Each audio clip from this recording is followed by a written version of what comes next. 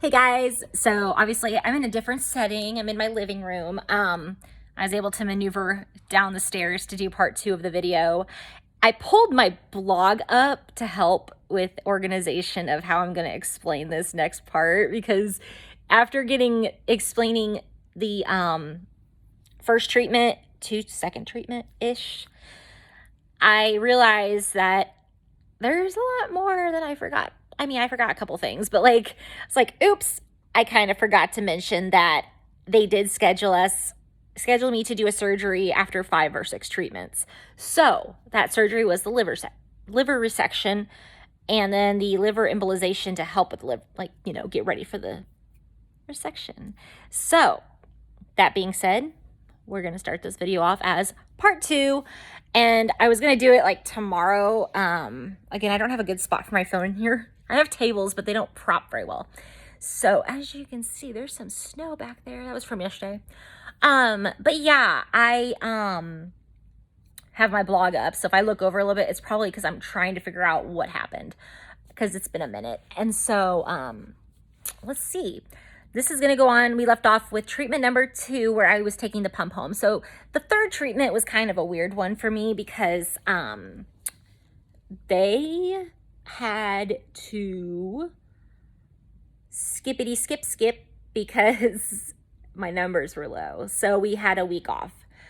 With that being said, I had talked to my nurse because I realized my hair was driving me crazy. I was having not thinning. I guess I was kind of a little bit through here, and I'm already thin through there. So I was noticing because I was blonde, I had roots like that much showing, So I was asking my nurse because obviously my doctor wasn't gonna know much about blonde hair, I'm assuming, because he's a dude. I don't know if guys are good with hair. I mean, his hair always looked good, but I'm just saying, with hair caught, bleach, was I allowed to use it during chemo? She said, don't do it. Not a good idea. Bleach on chemo hair, not a good idea. So, October 2nd, sorry guys, I'm kind of looking at that, I went and decided to go buy box color dye, which is a big no-no for hairdressers, hairstyle, like anyone, And my mother does hair. She doesn't care for box color either. So, you would think I'd learn a lesson having a mother that does hair, but I didn't. So, I've done a lot of bad things, guys. With that being said, I went to Target and bought black because I obviously, my hair's kind of faded now, but black is one of my favorite colors on my hair. I love having black hair. So, sorry about the camera movement again. I went to Target, got some box color, went to go pick my husband up from work because we only had one car at the time. On the way back, I was like, how do you feel about me just doing the big chop?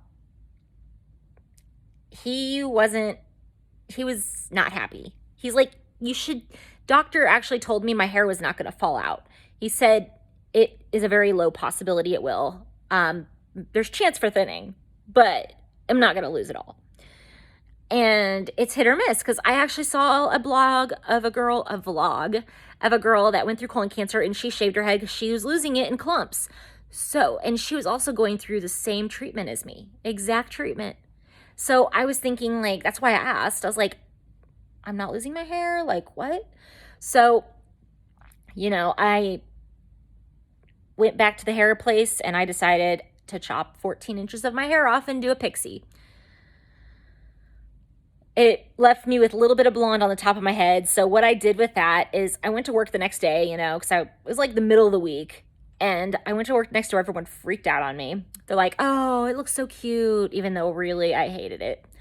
I put on a happy face for everyone's like, oh, thank you, But that weekend I decided, oh, I have leftover pink hair dye because I did put some pink, purple, and blue underneath the blonde. After spending $600, no joke, on 3 trips to get my hair blonde. 3 trips. Beauty brands. They are expensive. Anyways, 3 trips to get that hair. My hair was 14, probably 17 inches long total. But yeah, I get it, So I I put the pink in the top, and I made it, since it was October, I decided to do pink for breast cancer awareness. So I had the pink hair going on. I was rocking that out, and I did some fun little hairstyles, like poofy, you know, like I put some like gel in it and just kind of went crazy because I looked at tutorials online on how to style a pixie cut on YouTube for girls. So I didn't want to look like a boy. So I was like, I got to find some fun girl punk rocker, you know, because I had the pink in my hair. So I was thinking punk rock. So I was like, all right, let's do this, you know. So I watched some fun tutorials on pixie cuts for the kind of hair I had and did that. And I was rocking out that pixie with the bright colors through the whole treatment. So I had like purple, blue, and pink. Those were my 3 colors. Blue for colon cancer, purple for whatever, pink for whatever, like I guess breast cancer. But I was just like, those are like the 3 favorite colors together. So I love it.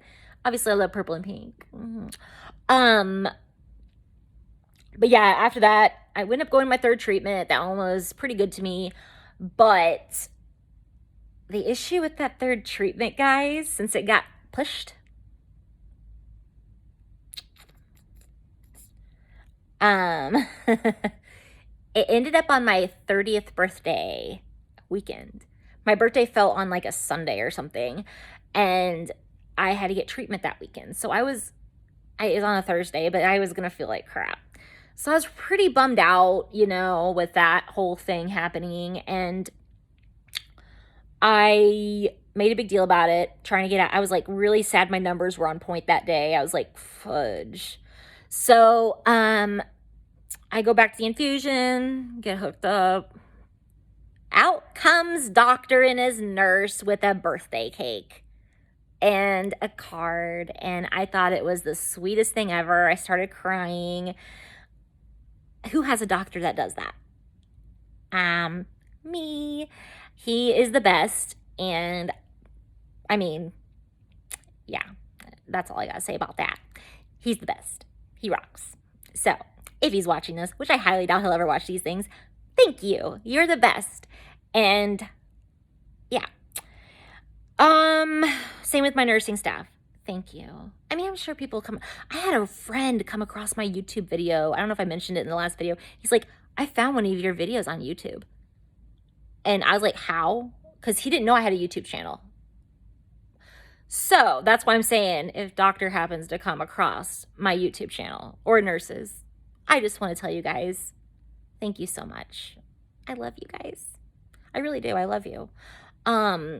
You saved my life. So anyways, enough of the little heartwarming message. I love you guys. But anyways, getting back with the story. Treatment 4. It was a little more rougher for me. I did get it the day after Lady Gaga concert. So I got to go enjoy a Lady Gaga concert. That was my birthday gift to myself. And that was one of the best concerts I've ever been to. I stayed up late. I partied. Not really. I was tired. But, you know, I went to the concert, came home, crashed. You know, next morning, bright and early treatment. So I had a Gaga hangover. My voice was gone from screaming so much and singing because she is so great. I love Lady Gaga, guys. She's my favorite. I love her as much as I love Jeffree Star. So, yeah. But yes, I saw Lady Gaga. I was so excited. And she made me cry because some of her concert was talking about like illnesses and people like just having it rough. And I'm like, oh my God, is this dedicated to me? Like, not really, but you know what I mean? Like, you get kind of like that feeling when someone says something, you're like, is this song dedicated to me? Or is this concert dedicated to me? It felt that way though for me. I got emotional, and even the people who were with us, I mean, like my husband was like, wow, I felt kind of a little bit of and I was like, yeah, what the frack? Gaga. But anyways, I had my treatment number 4 in the books that day, and that one was a little rough. Like every time I got treatment, I think it's different for everyone, but the typical side effects I would get were nausea. I guess I was tired a lot because the pump, once I got the pump attached and detached, it was like immediate bedtime for me. And then I would get the cold sensitivity due to oxaliplatin. Gross. And then obviously the Yoda voice sometimes. That's only if I drank cold things on accident, I'd get Yoda. Yeah. So yes, that. And, it just got progressively worse. I had not yet gotten sick since the first treatment at treatment 4. So that was good. I just got the nausea part. And the thing is with the nausea, they did prescribe me like Zofran, but to be honest, Zofran actually made me sick.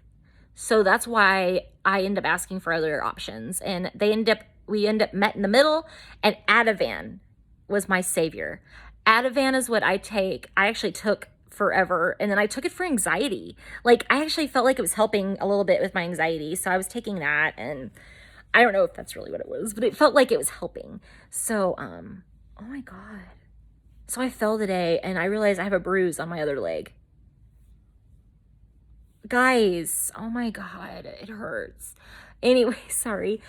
It's a pretty big bruise. It's like a bump on the other ankle, or not ankle, like calf area, but on the side. That's fine. It's bone bruise. Anyways, treatment number 5, which I think I mentioned we were doing the liver surgery. He said after 5 or 6 treatments, we would stop treatment. So treatment 5, he decided we were going to go ahead and go through with obviously treatment 5, because that was in December. So I'd get treatment every 2 weeks. I don't think I ever said that before, that this is happening it's supposed to happen every 2 weeks.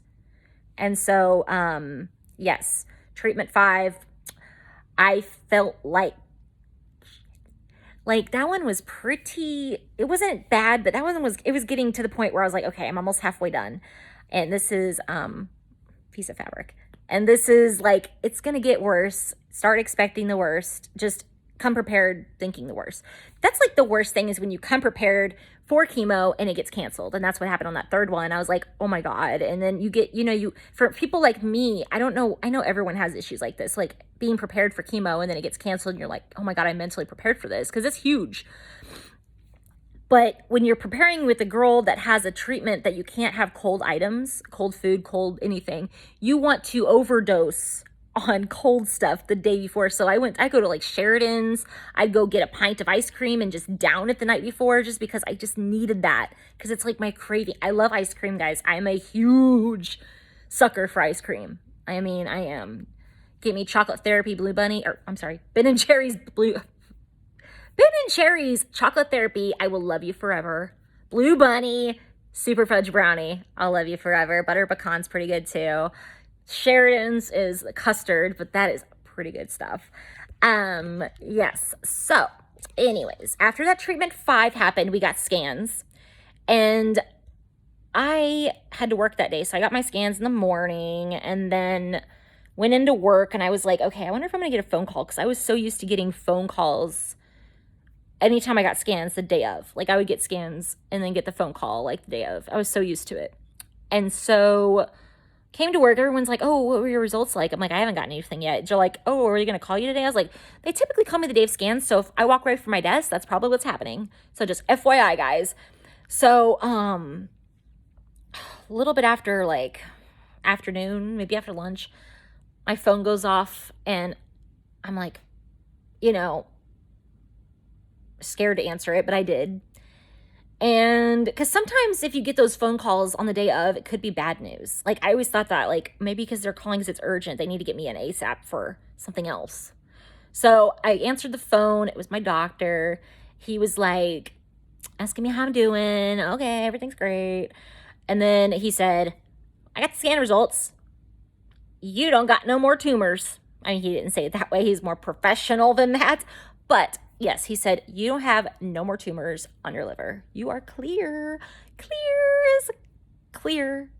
And I was literally freaking out. I said, are you serious? Are you lying to me? Are you joking? Are you, he's like, I'm serious, kind of like that. I don't know how he said it. I don't remember how our conversation went down, but I was shaking. I was freaking out. I cried. I had to walk away for a while, and I come back with my phone still in my ear here, and everyone's like, huh? Because they knew I got it. They're like, hey, is it good? And I'm like, and then I hear clapping and cheering and freakouts, and everyone knew, because everyone in my work knew I had cancer. So that's fine. It's fine. And oh, my leg hurts. Okay, so and after I hung up the phone, I had to keep my hand over the phone because I didn't want him to hear all the cheering that was going down. But yeah, he said, I was like, hey, so are we going to get surgery still? Because of that tumor being gone. He's like, I'll have to check, but I don't see why we would do it, but I'll check. So, because he was kind of like, it sounded like he sounded like, I don't know, because why we have surgery and take out over 60%, 50%, take out 65% of your liver if you don't have anything there. So that happened. And so I kind of technically had a remission, in my opinion, remission date as December, like I think 19th is what the date was. It was around that time. So excuse me for 1 second. So with that being said, that's my technical date, I guess. But I'm always going to consider it after the treatment because I just feel like I was done, you know? So 5 got done. After 5 treatments, I was in remission. I mean, that's an ED at least. An ED, you know, that's kind of what I called it. So on the 6th treatment, that happened in December as well, right before Christmas. He said that was going to be my last treatment before surgery because he did call back the next day and say, we are going through with it. He said there might be some residue left on the liver because it won't be safe than sorry. And you know what? The wonderful thing about livers, they grow back. So that was a big thing. So I was like, you know what, doc? We're good doing it. We're doing it. It's good. We'll go through this. So February, I think 10th was my original date of surgery, but we had to push it because something happened. We pushed it to the 15th, day after Valentine's Day. So I was kind of thankful because I got to celebrate Valentine's Day, even though I was with my guy for 8 years at that time. 8, 7. Yikes. Sorry, Brandon. Yeah. Yeah. So yeah, we don't really celebrate Valentine's Day that much. Like we say we don't celebrate, but then he usually comes home with a card and then makes me feel bad because I didn't come home with something. So tomorrow he better not. He better not because I didn't buy him anything. I couldn't get out today. I am injured. So I made him a Star Wars painting. There we go. That's Star Wars painting. If you guys haven't seen my Instagram, I went to Pino's Palette last night with a friend and we did Star Wars, the I Love You, I Know painting. It's so cute. But yes, let me get back to the real talk here. Chemo. So we did the 6th treatment. I'm sorry. 6 treatments. And so I was sick on that one. Like I actually got sick. I'm pretty sure, that was the one let's check this out. See, I have my blog up for a reason. So yes, I went through my 6th treatment.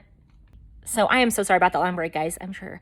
But we did the whole, take a break till February 15th. And it looks like they called me. I have the date on here actually on this little blog. It says on January 5th that week, I had a phone call from my nurse. Guess what she wanted? She wanted me to come in. Well, he wanted me to come in for one more treatment before my surgery, for my liver embolization surgery, which is where they cut off a vein that will basically kill off the liver, the part that's getting removed. So that way it's easier for them to resect it and remove it. So they wanted me to get that surgery done before, obviously. But January 5th was when they were like, okay, she called me, I guess, on that day. I remembered that date apparently because I was really pissed off. And so that particular chemo was scheduled on that following Monday, not the 5th, but the following Monday, 2 days before that surgery, that little embolization surgery. So I argued with her to try to come up with every excuse to get out of it, it looks like. So they went in laparoscopically. It was like a very minor surgery. So it wasn't like a huge surgery. So I don't know why I was so freaked out. I was sick though. I had like some cold going on. I don't know. It wasn't really a sickness. It's probably allergies. But I guess, you know, I went in, my numbers were on point, of course, got the treatment. I was, you know, planning on going on a trip, I guess. Like, it looks like I was planning on going to a trip to Boston, New York, and I had to get it approved by 3 different doctors to do this during my break, before the surgery. And Brandon ended up getting the flu during this time, so we actually had to cancel anyway, but I got it approved. But that happened, and then, like, that's when I asked that day of the treatment. So I went through the treatment, and I got sick that treatment. I actually went to Culver's to have a burger afterwards, and I don't eat beef anymore, really, so that kind of is reason my colon doesn't react to beef as much as it used to. So I got sick on that, and I was up. I got sick, and then I kept getting sick on this treatment, and then I had the I cannot use my words today, guys. I'm tired. I don't even know why I'm tired.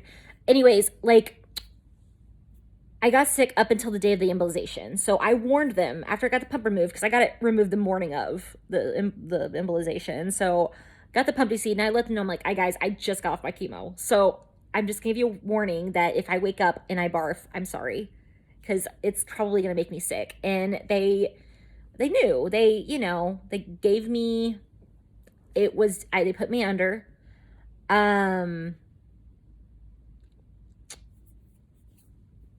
They put me under for that one. It looks like I see that right now. And so I was begging when I woke up. I was like hungry and thirsty, and they asked me if I needed anything, and I said, I want applesauce and a soda. So they brought me that, and then I got sick before I got it. So before she even came over, I was throwing up in a bag. Like, I was like, okay, I still want my applesauce. And it was just, I don't know, I was so high. I'm like, what the? Craving applesauce? And they just casually had applesauce. Well, I mean, it's a hospital, but apparently I wanted applesauce. The things you ask for when you're high. I mean, and they make it work. They actually let me eat, which is good. I wasn't like under a huge issue. She was there monitoring me. So it wasn't like I just was left alone with the applesauce. You know, it just was funny because I requested something I normally wouldn't request. So that happened. I had to take off work because of the pain of it, because there was some pain going on, and I was not feeling well from chemo still. So it looks like during that treatment, I hadn't eaten in 7 days, except for the applesauce. So I was reading here, and it says, like, I hadn't had my first meal in 6 to 7. You know, I was like, what? So I noticed after the embolization, I noticed a bright red and purple bruise over my incision area, which is a very tiny little incision right under right under here. So it wasn't that big. And I knew right away, like, I took a shower and it started bleeding, and I'm like, oh shit. So looking at it myself and taking medical terminology and taking anatomy, taking some medical courses through college, I knew what it was. I thought it was a hematoma. So I called my doctor that night because I was curious, and he confirmed after I gave him all of the symptoms I was having. He's like, it's a hematoma. He's like, I think we need to have you come in that following Monday when they're open, since it wasn't a huge emergency, unless I was feeling super uncomfortable, to get it fixed, like to get it, And I went there, they got it, they said it's a non-life-threatening blood clot is all, and I just need a heated pad on it, and they scheduled an ultrasound the next day just to make sure. And it was a painful one too, because I guess I had that abdominal pain from that embolization. I completely forgot about the pain. I'm glad I read this, because I would have what? I'm just trying to explain to you what I felt during this, in case anyone else gets liver embolizations on there. It's like rare, I guess, because if you have liver cancer or something, then yeah, maybe. So I had they had to do another CT scan for the surgery to make sure everything was looking good, just to make sure the liver was dying. Sounds crazy, but yes, that all went down in that week. I hope this all makes sense to you. I'm just kind of reading through my blog as I go, because I don't want to forget anything. So I had taken a huge break from my blog, it looks like. So I remember everything from here on. So we did that whole embolization and everything. So my surgery was scheduled for February 15th, the day after Valentine's Day. I paid my car off that day. I was very happy. So that was good. And then they took me back. I got there bright and early on the 15th at like 6 a.m. They took me back to get my IV started and asked me all these questions they typically do before surgeries.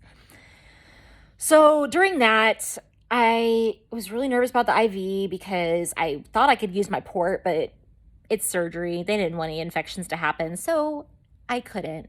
And I was devastated because I love that port and I was real excited to have a port. But they are like, we're going to have so many, like, you're going to have IVs in your arm regardless, even if you had the port. So I was like, fine. So this, like, I was terrified because I didn't want to get IV because I'm so used to getting it in my, the port area. And so I was like, I haven't had an IV in a minute. I've gotten blood draw out of my arm a couple times, but like, I haven't had an IV. So I was really nervous, and she's like, I'll use lidocaine and make it numb for you. So she shot that in my arm, and I was like, okay, it stung like a bee, like a little bee sting. And then she shot me with the IV. That sounds really bad, shot me. And I didn't feel a thing. And I was very grateful for that. So I was like, oh my God. So then this other person comes in, and they're like, we're ready for the epidural? I was like, I knew the epidural was coming. I just didn't know when. I was just like freaking out because I did not want that. And I was terrified. I was like, I don't want an epidural. Like, ugh. But I did not regret getting it. It was the best decision I ever made. Helped with managing my pain a lot. But they had to get 3 nurses in there for me. The one that had to actually do it, and 2 other nurses in there to calm me down because I was having a panic attack in there. I wasn't loud or anything. I don't get like that. But I was like hyperventilating, freaking out, crying, just like terrified. So one was holding my hand. The other was like, we need to get her something to calm her down. So they gave me some like calmer, relaxing medicine, gave it to me. And then before I knew it, the thing was in. And I started feeling kind of tired. My husband comes back and says his goodbyes to me. Like it's my last time seeing him. No. Anyways, I guess when he came back, and I don't remember it because it was a blur. Even after the epidural, I just kind of felt loopy anyway because of the relaxation medicine from being scared. I guess they shot me right away with the drug, the sleepy medicine. So I immediately passed out before he could even say goodbye. Like they were willing me out, and I was just... So, yes, I was out of it. And I didn't know it. And he told me I was like out of it. I just remember when I got my colon resection, I got wheeled back to the operating room. I was loopy and I saw the white lights everywhere. It just looked like really bright and very not colorful, very white because it was lots of it looked clean. I don't know. It just really, lots of people walking around doing stuff. And this one, I didn't remember. I didn't see any of that. So I was out of it. But yeah, I woke up from surgery. I don't know how many hours later. I forgot to ask how long that surgery lasts. I have no idea. Woke up, ICU. I had some needle coming out of my neck. I had a drain in my side. I had 2 arms with IVs on them, one in my hand, a bunch of staples on my stomach. I got this incision that's like that, and it goes down like an upside down Y kind of. I had an NG tube, but I was not awake for that, so that was good. NG tube went in, and then I think that was all the needles and stuff that was in me, but it looked pretty terrifying. I have a photo on Instagram of me going, actually it's more like, but yeah. If I can insert photo, that's where I would insert it. But yes, I had awful bedhead. I had just like buzzed my head before that happened because I didn't want to have to take care of any sort of pixie. I was like, I don't want to freaking take care of pixie. I'll just wear wigs. So I brought wigs with me. But I was in that hospital for 7 days. I had the epidural in, and that was help managing my pain. Every time I had a chance to hit the pain button, the first day and a half I did, that was the worst of the pain. After that, I was able to manage it, and it was getting better. And then I realized I couldn't feel the left side of my body. I thought I was paralyzed. And they called the anesthesiologist in right away. I believe that's who it was. And they said, oh my God, we need to lower your dosage. So they did. And I was able to snap out of that. They had to get me to physical therapy. And my heart rate was all over the place during this stay. I had very rapid, fast heart rate. And I don't know what the cause was. I typically have somewhat fast heart rate, but it's not like, and it was upper hundreds, like higher, you know, like, yikes. Scary high, kind of. The doctors had to come in and monitor me. And they took me to physical therapy and they had to stop because it was crazy. The heart rate monitor was just going nuts. So I didn't get to do any physical therapy. I just had to do it in the room, and I made it, and I was able to I walked on my own after like day 5. Like I was starting to walk on my own. So I was like, I'm not using a walker. I don't want anyone helping me, you know, like I'm done. So that all happened. I got discharged. I got sick only once. It wasn't that bad. I went home. They gave me heparin shots I had to take home. They removed the drain. Oh yeah, like the drain I had a catheter too.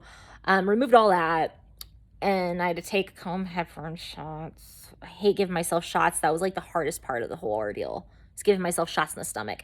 One side was numb though, and it still is till this day. So it was easier to give the shot because they had to switch off sides. You can't just do one side the whole time. If I could, I would have, but you can't. And so I just like, it was easier doing it on one side than the other because I couldn't feel anything.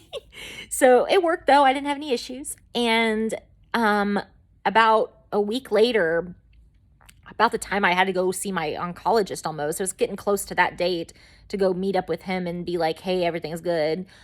Or I think I was getting ready to do treatment. I know he wasn't going to do treatment that soon, but it was like close. I think it was like a few weeks in. It might have been a week, but I was feeling like one night we were sitting watching a movie. I felt some major shoulder pain every time I breathe. Like I was breathing. I was like breathing. I was like, oh my God. And that shoulder pain would escalate, like not escalate. What am I looking for? Would just move down my back. I was like, what is going on here? So Brandon's like, do you need to go to the doctor, like the hospital? Because this is alarming that you just all of a sudden just started tumbling over in pain. Because I was like, I couldn't breathe without hurting. And so I went to the ER. They put me in pretty fast because it had to do with breathing. I got sent back. They did a CT scan, MRI, whatever. It was a CT scan. They saw that I had, the guy came in, and the guy that came in was the same guy that delivered my cancer news to me. Yeah. So I was like, dude, do I have cancer? And he's like, oh my God, I'm so sorry. You're the girl that, oh, I'm so sorry. And I was like, he's like, you don't have cancer. And I was like, oh my God. Okay. Cause I just got told I was NED in December. And he's like, no, you just have a bile leak, some kind of weird leak in my area where they did the surgery, and it was leaking, and I had to get a drain placed. So it was a Saturday night, and so they needed to keep me there till Monday. And I asked him, I'm like, can I just come back? Like, he's like, no, we need to monitor you. They shot morphine in me, and that helped. Oh, morphine is a wonderful drug, guys. So yeah, the morphine helped a lot. I had that, and so once I got that done, I didn't get a bed until 9 o'clock the next morning. So I was in the ER sleeping. And about 3 of the hours of sleep I did sleep, I was in the uncomfortable ER bed. Then they decided to bring me in a nicer bed from one of the rooms, the actual hospital rooms. So I was like, yay, that's a huge upgrade. It's like luxury compared to what the ER room has. So they just wheeled me on in the room with that bed. And I got to bed at 9, and I slept a little bit. I was tired because I really didn't sleep that good. And yeah. So they put the drain in. I believe that was a conscious sedation surgery procedure.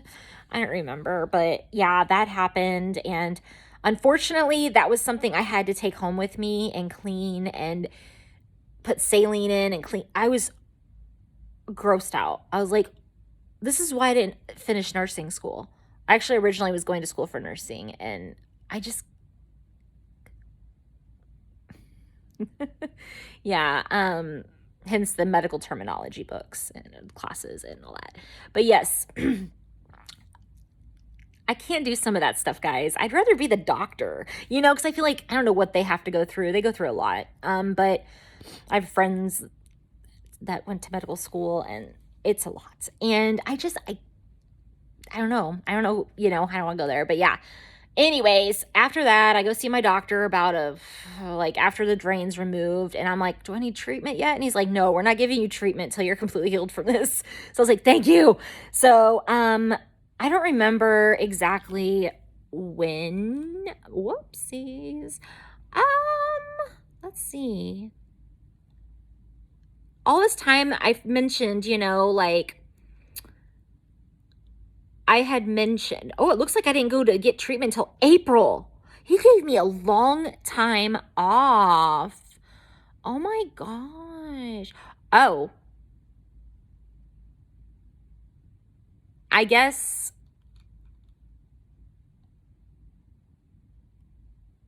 Oh, I don't know what I was doing. 7th treatment. I guess that 7th treatment, I might have gotten my numbers mixed up, guys. I'm so sorry. 6th treatment was the one I got really sick on, the 7th treatment. And then, okay, I am so confused. But anyways, we'll just go by what I've gone through. So anyways, I'm not going to go by numbers anymore, except when I get to the end. So like basically the next couple treatments were just pretty awful, to be honest with you. 7 and 8, I got severely sick. I landed myself in the hospital one of those times, from what it seems like. So yeah, because I was like, April, that doesn't sound right for treatment number 8. That's why I was looking at that wrong. I completely looked at that wrong. So sorry, guys, if I confused anyone. But yes, I knew something didn't seem right. But yeah, treatment number 7 was horrible. I couldn't keep anything down. I didn't eat, didn't drink. It was just really bad. Treatment number 8 is when he decided that how bad my life was going. I typically walked into my oncologist's office with a happy smile on my face, always acted positive, everything. This particular treatment, I told myself, I got to be honest with him. So he comes in. He probably thinks that I'm going to be fine, you know, like as always. I dropped the bomb on him pretty hard. I said, it's not fine. I was like, I can't do this. My fingers, I can't feel my fingers. It's affecting my job. I type every day. I still can't feel my fingers. Like, I still have issues. And my feet, my toes, and I'm not sure if maybe that's a reason I fell today. I don't know, but I'm clumsy as it is. Anyways, like, he wanted to prolong my quality of life. So he was like, and the sickness. I was getting sick so bad. I mean, I didn't make that a huge concern more than my neuropathy. Like right now my fingers are cold and I can't feel them right now. So he decided to cut out oxaliplatin, which in a way I was excited about because it was like, oh my God, I can start drinking water. And that was huge. Like that was my biggest thing. I don't care about the ice cream as much. It was water because I crave water. During treatment, I'm like, I want water so bad, but I can't drink it because I can't drink, unfortunately, room temperature. I had a hard time downing room temperature drink. This water I'm drinking has ice in it. It is cold as a mother. Like, I can't do room temperature. Still to this day, I have issues with room temperature stuff. Like, I have to, it has to be a flavored beverage. Like, soda I can drink at room temperature, But I'm not going to drink soda all through treatment. That's bad. That's a lot of sugar. So, maybe I had here and there, I'd have a Sprite because Sprite was something that helped settle my stomach. So he cut that out. I was kind of scared because I was like, hey, so is cancer going to come back faster? Or he's like, it's pretty common to cut oxaliplatin after during the 8 treatment. Happens a lot. You should be okay. The pump should be enough. I was like, okay, I have 4 treatments left. Number 8, 9, 10, 11. 5 treatments. So I was just like, okay, we'll do this. So, during this whole time that we were planning a wedding, isn't that crazy? Like I was going through treatment and we were planning a flipping wedding. So that was crazy in itself. Like I couldn't believe that we did that. And so, we did treatment 9 and treatment, 10, and those were better, like just having the pump. I just felt nauseous and tired. I didn't work still, like I was still off work, and I was like, I'm just gonna take these days and just rest because I cannot be working during this. And plus, you're just more prone to getting sick if you're around people. And so number 11 comes, and I don't see my doctor that time, and my nurse practitioner, for some reason, just told me, like, we're cutting out Neulasta this round. I don't know why, but we did. And that kind of messed everything up because I had, like, gotten mentally prepared for my last treatment, which was treatment 12. And I was so ready. I purchased cupcakes, and I got everyone, like the nurses, I got cards, I got my doctor a card, and I bought a shirt that said I beat cancer, and I did my nails. I made a sign. I was all pumped, and I went in, and he's like, your numbers are slightly too low. And I had mentioned I'm going to Chicago that weekend to celebrate my last treatment, even though I was going to be on treatment. I was like, I was going to make the best of it because I got my pump DC on Saturday morning. I was going to go, we had our flight booked for, or no, wait, I'm sorry. Oh my gosh. My treatment actually ended up being a different day for the last one. That's right. It was like not a Thursday. It was like a Tuesday or something crazy. Because I remember I was getting DC'd on a Friday, and we scheduled the trip for Saturday morning and then come back on Sunday. That's what it was. I was like, I don't know what I'm doing. But yeah, that, and then he's like, oh, you're going to Chicago. We're definitely not doing this. Risk for infection, risk for sickness. Yeah, you're not doing it. So my big mouth decided to say Chicago. But you know what? It was for my best benefit. The treatment did not go through. I ended up having fun in Chicago that weekend. It just bursted my bubble, though, because my doctor, I wanted to do like this huge deal. I had my husband there, and I was going to do like a photo session with everyone. I was going to get everyone together, all the, like, my favorite nurses and doctor, and take a little group photo, like a cute little thing like everyone else does on their last treat. Everyone does it. I've seen so many people do it, and I'm like, oh, that's so cute. I want to do that. Plus, like, they meant so much to me. Like, they were a huge part of my life for like 2 years. I saw them almost every week. So it was like, they're like family to me, and I love them. And I was just like devastated that I had to like not do that. And oh God, sorry guys. I'm still putting water on my ankle. But yeah, I don't have ice in there anymore. And so I was pretty upset because I didn't get that little like celebration I wanted. I know I don't get to ring a bell. I know I don't get any sort of like congratulations, but I want to take a photo and have fun, and just kind of be like, yay. And I was going to pass out cupcakes to the infusion center. I just left them on the desk and didn't even grab one because I wanted one, and didn't grab one because I was so depressed, and I had to go back to work. And I was like, I was devastated. So yeah, that was pretty disappointing. Because you get mentally prepared for that, and it killed me inside. It really did. I had fun in Chicago. It was worth it. But at the same time, the last treatment, my mother was coming to town, and it was not intentional. She didn't know I was going to be in treatment. This was planned. So, she's in town, and I am getting chemo, and I was like, great, my mom's in town, and she only comes out like once a year, twice a year maybe. So it's like a helicopter flying above our house. And so I was like, okay, this is freaking messed up. Like, the Chicago thing, yeah, that's fine, but like, I wouldn't mind going through treatment during that. But my mother coming in town, now I've got to deal with that because, like, she's going to be seeing me at my sickest, and we were supposed to go have fun, go shopping and stuff. So I was fucking bummed. So yeah, my last treatment, my doctor wasn't going to be there, or my nurse practitioner, none of them. So I went into the infusion center, and I'm just like, this is lame. I didn't, and I couldn't do my photo op like I wanted to, it was just so sad, depressing. I thought my last treatment would be exciting, but it was really depressing. I was like, ugh. So, yeah, didn't work out the way I wanted it, but it's done. So it's done. And I moved on with life. That last treatment, happened. And then 3 weeks later, I get the phone call from my doctor that my scans are clear. So I was officially in remission on July 17th, 2018.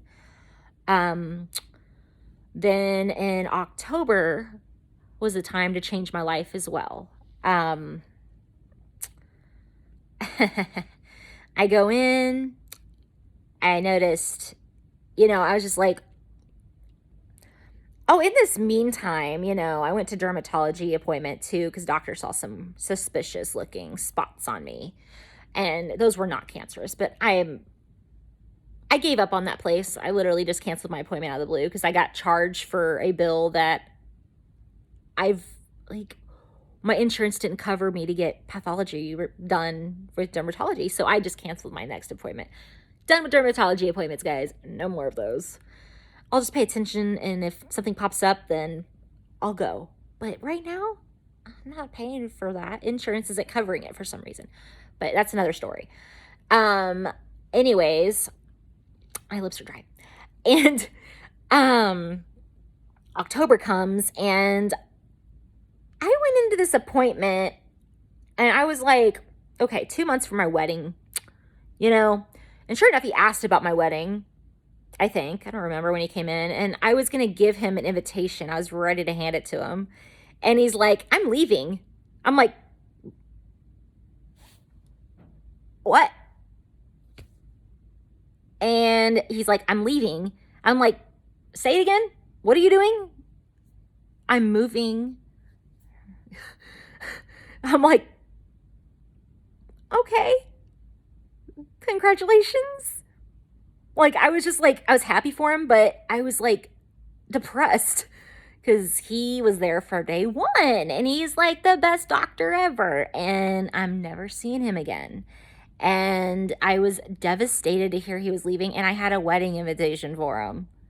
And I didn't want to give it to him because I was like, I don't know when his last day is. He didn't know that I didn't know. He thought that they told me. They didn't tell me shit. So the funny thing is, 2 weeks later in the mail, I get a notice. 2 weeks later, it was like November. It was like my birthday, and I'm sitting here like, happy birthday to me. Doctor's leaving. Like, that's not a good birthday. That's depressing. So, he decided, well, I didn't invite him to the wedding, obviously, because he left, and I didn't think he was going to come back for that. And he's not in the state, obviously. So I was like, it's fine. It's fine. So, I decided, I was like, whatever. He decided that he wanted to have me take my port out. He's like, it's time. Your port's coming out for your wedding. That's kind of like a wedding gift from him, I guess, right? Or goodbye gift, birthday gift, more like it, because guess what? That ended up being done the day after my birthday. How weird is that? So the day, one of my treatments was my birthday week. Port removal was my birthday week. And ironically, this last birthday I had scans, and I threw up. So that was kind of interesting how everything bad has happened on my birthday. I mean, not bad, but just miserable, more like it. Like getting a surgery the day after your birthday, and you didn't even get to really celebrate your birthday that weekend, was shitty. So, it was just like, ugh, But anyway, he left, and that was depressing, and I had to see a temp oncologist for my next one, and he was not. Okay, so my doctor, he's always going to be my doctor. I'm always going to call him my doctor because he is my doctor. He's always going to be my doctor until I get a new one in May. Yes, that is another thing. So, he has really good bedside manner. Okay. When you're sad, he really cares. Like, he really listened, and he really cared, and I don't know. I can just keep going on how great of a doctor he is. I am happy for whoever has him right now. Like, they are so lucky to have him as a doctor. So if he's looking at this video right now, you are the best of the best of the best. Okay? Just keep that in mind. Don't stop what you're doing. Keep going. Keep making all those patients happy, because those patients love you. Okay? I love you. You're great. So I don't think he's watching, but if he ever does, because I do, don't tell anyone this, but I follow him on Twitter.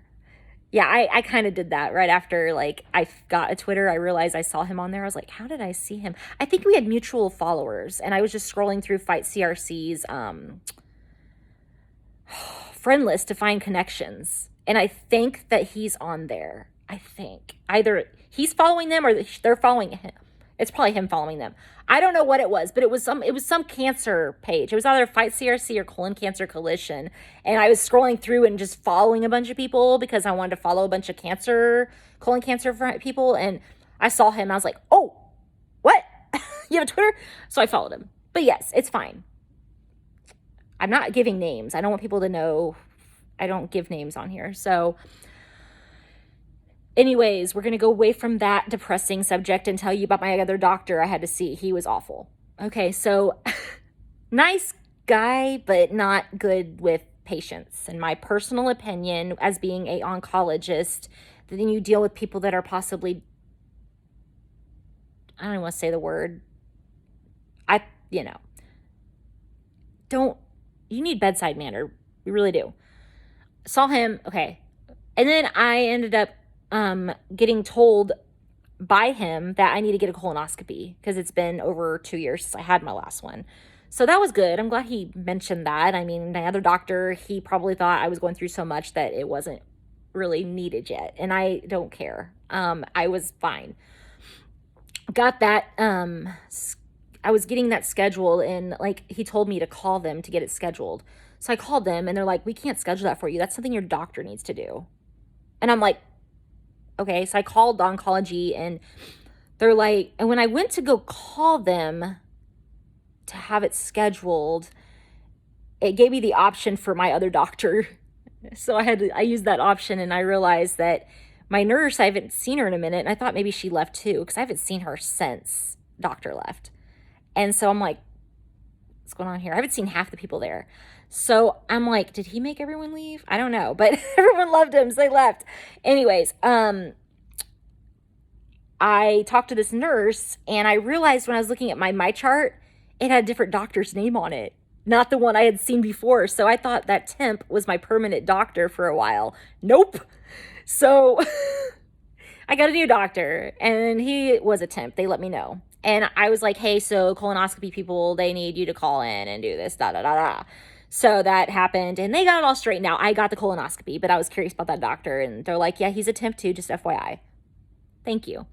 So, all that went down. I got the colonoscopy. They found a polyp. They removed it. Everything was fine. No cancer. It was benign. That was done in April of 2019. So then I saw no more temp. I saw that one temp, and he was cool. I actually didn't mind him, but he was a temp, unfortunately. So, he was cool. I liked him. He was very into my business. Like, he wanted to know everything about me, which is great. I mean, he wasn't, I didn't mind him. So he's not Dr. Da-da-da-da, the best guy ever. But I ended up getting my nurse practitioner for the rest of the time until I got a new doctor, which my new doctor is going to be in May, supposed to be in May. I got scans on Monday and Wednesday. So that is my life, guys. That was my chemo life. I'm almost an hour in, and I'm glad that I haven't hit the hour yet. So I just wanted to explain to you what the heck went down during that whole cancer journey. My first video isn't going to get posted yet. I'm trying to figure out how to do thumbnails, guys. I got to download something, I guess. I don't know. I'm trying to edit. I don't even know if I should even edit. I actually watched the video, and it sounds ridiculous, but at the same time, I'm just going to leave it. It's myself. Like, it's not like I'm doing a makeup video. It's explaining my cancer journey. And if I have to skip through it like that, no, you guys need to hear everything. And if I missed anything, I'm sorry. Like, I tried to get everything. I was looking through my blog to hope that I had gotten everything.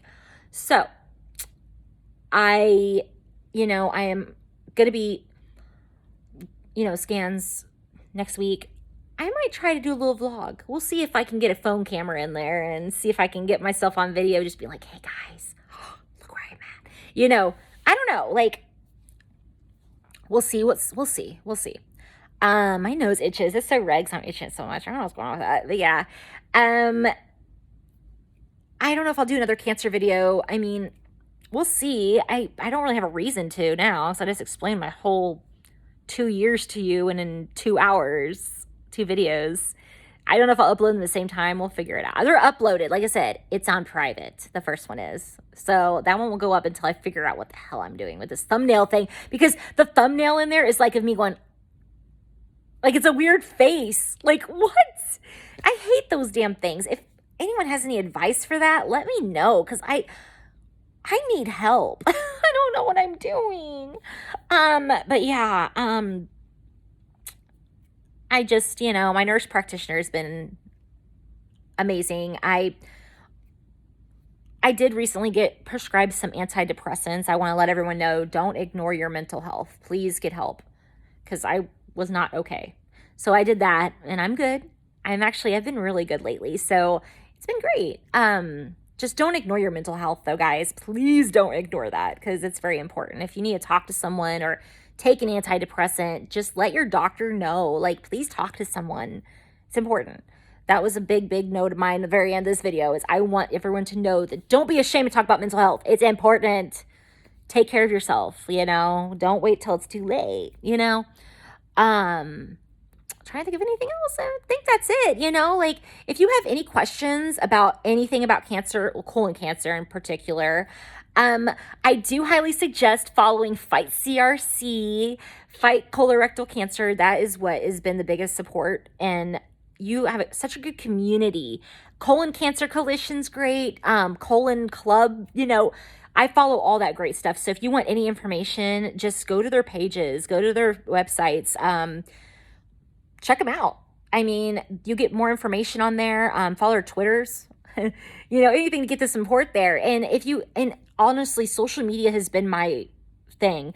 So like, I created my Instagram, like my first treatment, I already had my Instagram, but like my first treatment I posted on there, and I got so much support.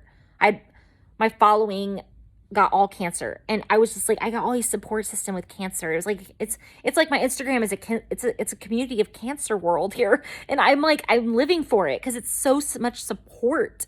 And then Twitter I opened for that reason, and then it ended up being like a makeup artist thing too. So I am not ashamed of that. If my makeup artist friends hate that, I'm so sorry, but I really need to have that mixture of cancer support and makeup artists, because makeup has been my inspiration since cancer. It got my confidence boosted. Jeffree Star got my confidence boosted. And it's just, I love makeup. Like, it's helped a lot with my cancer. So to those makeup artists, and, maybe there'll be a video. I will say, like wigs, just a tips and tricks for those cancer patients out there. If you want a good wig, Amazon.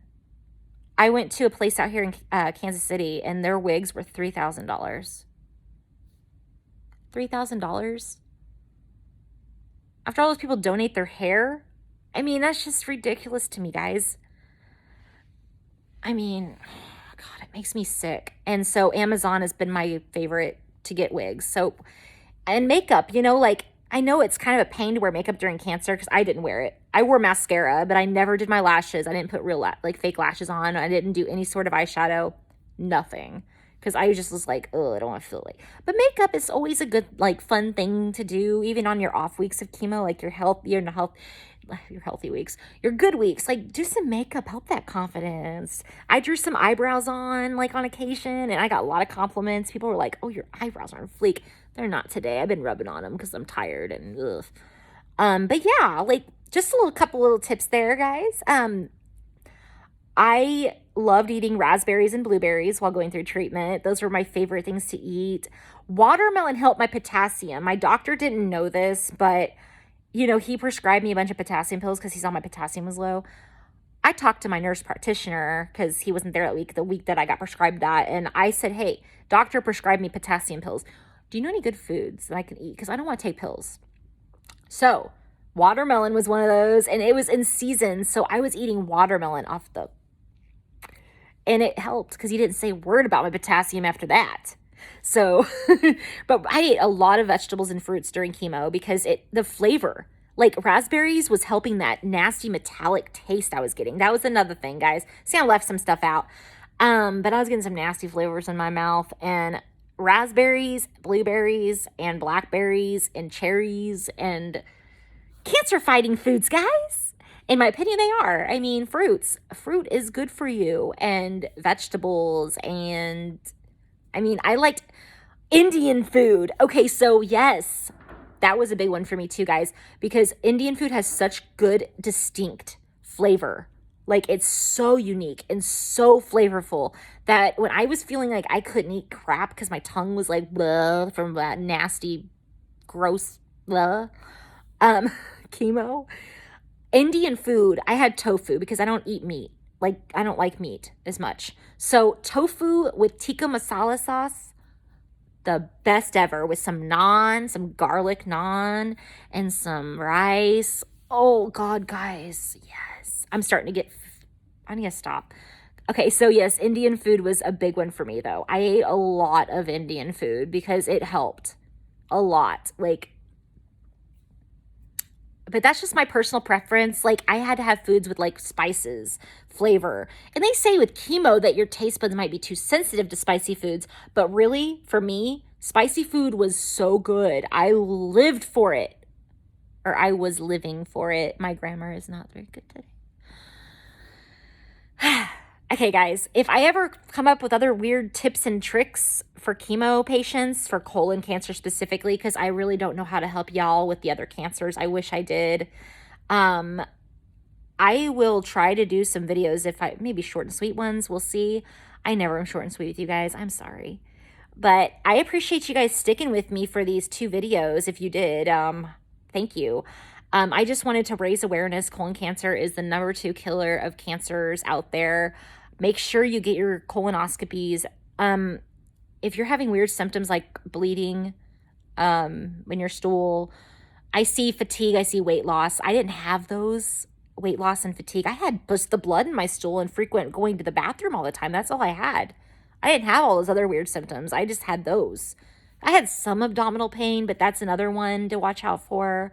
There's just certain ones to, just go get it checked out immediately. Do not ignore the doctor. Like, don't do what I did. Get 2nd, 3rd, 4th, 5th, 6th, 7th, 10th opinions. 10th opinions.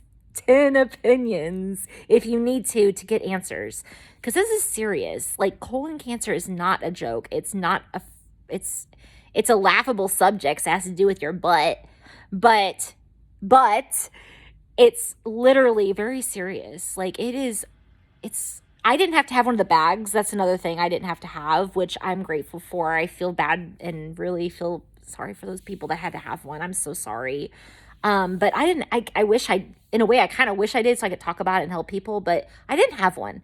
So I don't know what to say about that if you have questions, because I didn't get one of those. So I'm sorry. But get a colonoscopy. If you're over 50 especially, don't let it go, okay? Even if you're healthy, even if you have no symptoms, because polyps, they can develop, they get bigger. That's what happened to me, I'm sure. And I can go on and on about this, guys. I'm just telling you, like, okay, I better cut this video. I know it's important to raise awareness. Blue is colon cancer, blue's the colon cancer awareness color. March is my favorite month. It is Colon Cancer Awareness Month. So I will be heavily glamming my face out with blue in the whole month of March. I might do some other colors too, obviously, but like blue is my color during that time of year. So I will go ahead and cut this video now. We're going too long. I'm sorry, guys. Thank you for watching. Hit that like and subscribe button if you'd like to keep up to date with hopefully some more makeup looks soon, guys. I feel like I've been posting too much lately. I don't want to post too much, but I get bored. So thank you for watching. Bye.